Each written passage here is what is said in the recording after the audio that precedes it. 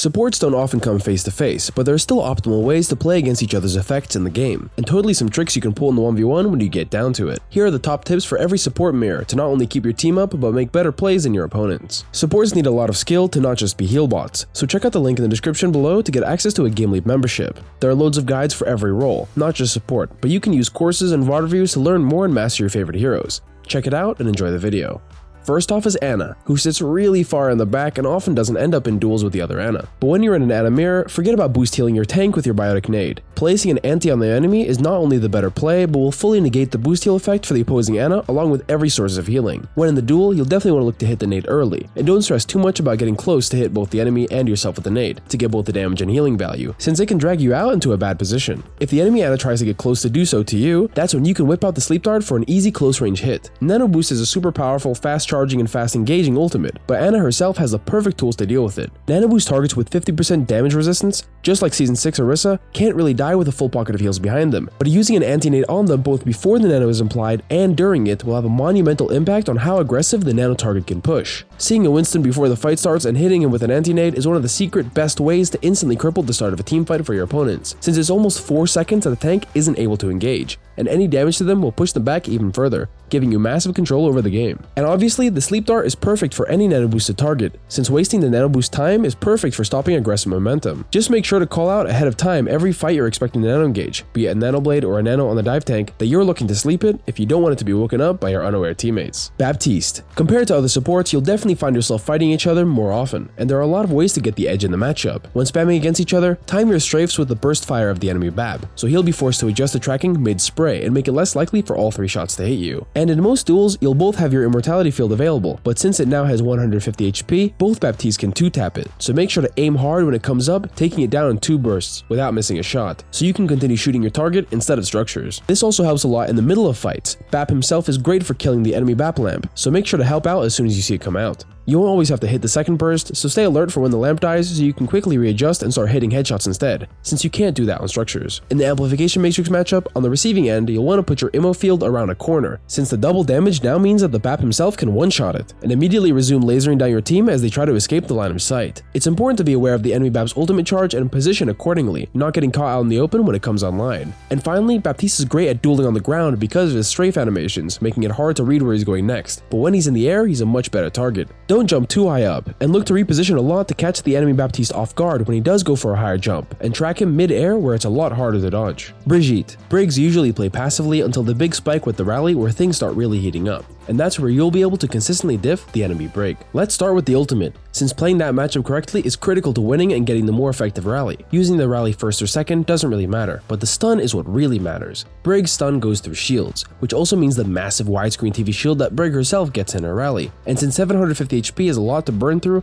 stunning right through it is great to take her down when she already is pretty vulnerable in her rally form. In rally, Brig gives Inspire and overhealth to her allies around her, but she doesn't give overhealth to herself, only being able to heal herself in the fight for the base Inspire of 15 heals per second. Even though she gets 100 hefty armor HP, armor has been nerfed over time to not be as oppressive as it was before, and Briggs and Rally are often a really good target. Like I mentioned, using the rally first or second doesn't matter, but the stun is what you need to time well. Going for the stun second is usually a good idea, and even in a situation where the enemy team is pushing with rally and they stun your tank, you can easily turn the tide by popping your own and stunning their Brig, going in for your solid melee range damage, but definitely refrain from using the whip shot unless you can 100% confirm the kill, since a Brig that gets distance becomes a lot harder to chase down with her replenishing armor and thick shield. This also applies to normal gameplay, where if a Brig is playing super aggressive, you don't always want to go for the whip shot. Instead, just slapping with your 60 damage per second flail, then maybe looking for a finisher if he tries to bash away, since bashing away means you have to turn your back even for a split second. Timing this correctly can lead to some great kills, and since the bash will take her to safety anyway, booping her further won't matter, but the extra 70 damage will. Illari, another heavy damage duel. At long range, it's usually all about mechanics. Just keep in mind that you don't need to charge up your shots all the way. It's a lot easier to strafe shots that are coming at you slower, so tap them a little more often except at the start of the duel while you yourself focus on strafing the shots that are high charged,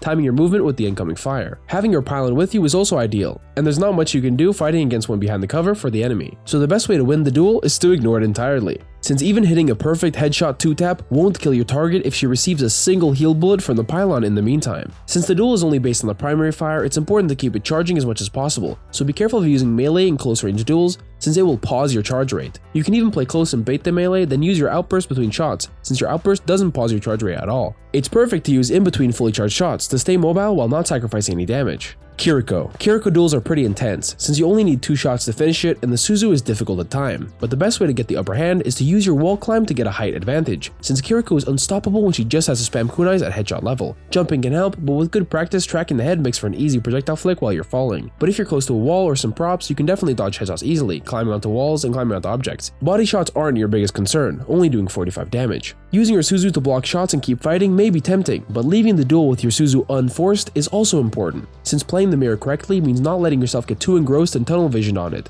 playing for the bigger picture and leaving the duel alone every so often. Using your Kiriko ultimate first is also the best way to go, so if you have to do it second, make sure to have your team ready to go with you, since the momentum boost at the start of the Kitsune rush is insane and can make it really hard to retaliate, since the Kiriko will always have a cleanse ready to counter most ultimates coming to try to push back in. Lifeweaver duels are almost as effective as a wet noodle fight, since both of them have low damage and a crazy escape, and even their ultimates don't need much help kiting away from with the life grip. It's their placement on important objectives that really make them strong. The best way to interact with the enemy Lifeweaver is to use your thorns on the enemy Lifeweaver tree anytime it's up, since it's one of the only times you'll be able to get maximum confirmed damage on a target. Lifeweaver actually has good damage per second at 132 if he hits every thorn, but it's very unlikely on moving targets. But against the tree, you'll be able to do his part in helping to bring it down, all while weaving in healing blossoms at the same time. The tree is seriously strong, so helping with the team effort to focus it down as best you can is always effective. Now for Lucio. The Lucio duel is sacred. 2 Lucios dueling is like 2 hyperactive frogs slipping and sliding in a weird interpretive dance, but there's a lot of ways to make it work in your favor. Lucio duels don't happen often, but they're definitely to be respected, since managing your speed, wall riding, healing, and hitting your shots makes for a super skillful duel. Try to focus on using the wall to jump yourself onto the enemy Lucio to burst him in the head, and then boop him further away to follow up with the melee. Going for random melees in close range as much as you can will often get you booped and kited from, so make sure to have some tempo to your fight. Shooting first, closing distance, booping, then shooting and meleeing, since using your quick melee will incur a small cooldown before you can shoot or reload or even use your boop. Use the boop knockback trajectory to better aim your shots as well to confirm more hits. In the normal matchup when you're not being freaky on the flank, the way you use your amp speed is really important. Matching the enemy Lucio to either kite or push aggressively can make a big difference. Depending on what your team is good at, you'll want to either push first or kite, but sometimes you can even use your passive speed to help your team kite, and then use the amp to punish afterwards. Play according to your team composition and try to save your amp for the movement speed buff above the healing, but it's also a great strategy to build beat just focusing super hard on only healing. You'll be stealing a lot of ultimate charge from the other support, but you'll definitely be beating the other Lucio in ultimate charge, so make sure to bank hard on your sound barrier engage to make up for it. Next up is Mercy. Mercy duels are few and far between, and interacting with each other basically never happens. But during your Valkyrie form, you just have an extra chance to go super aggressive and get a pick against the enemy Mercy, who's actually really easy to track for someone who also has a pair of wings. Floating in high ground areas during your Valkyrie is perfect to stay ready to fly aggressively with your pistol out, looking for an easy kill, and a Mercy and Guardian Angel is prone to your surprising amount of damage.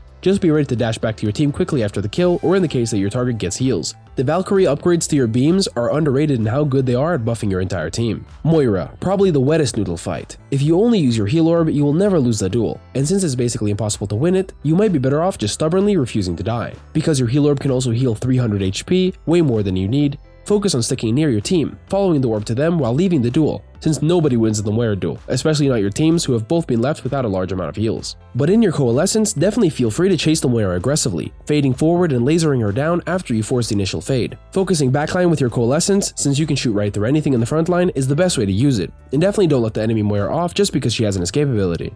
Finally, Zenyatta, who has a great mechanics duel. Be very careful about your movement more than your aim. Since both heroes have a fat square hitbox, you'll want to switch up your longer strafes with shorter ones to really throw off the enemy Zen's aim so you can get an advantage. Look for the angle that the enemy Zenyatta is throwing secondary fire charges from as well in the long fight, so you can give him a taste of his own medicine as soon as he peeks to send off the volley. Your melee kick also only does a measly 3 less damage than your orbs, so make sure to weave it in with your shots to 4-tap the other Zen in a close range Discord duel. You should definitely look to use it early in the duel, not only to set up your next shot easy, but also to avoid getting kicked by the other Zen, since the first kick will mess up the second one every time. Thanks for watching. There's not a lot of interactions between all supports, but I hope you enjoyed some of the more complex ones. Let me know in the comments below what kind of ways you play against the other support in the more complicated duels like Lucio, Lifeweaver, and God forbid, Moira.